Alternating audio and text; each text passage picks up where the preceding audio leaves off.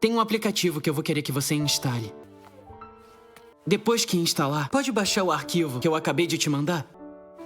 Pronto? Agora já pode abrir. Isso aqui é o primeiro livro do Circlet Love Story, mas eles nunca lançaram em versão digital. Agora é só selecionar uma parte do texto. Eu sou Kamakuro, um cavaleiro que jurou proteger a princesa. É um programa que converte texto em fala. Incrível! Ele leu o livro inteirinho e passou tudo pra esse troço. Do jeito que você fazia até agora, você e a pessoa com quem você falava tinham que ficar olhando o livro.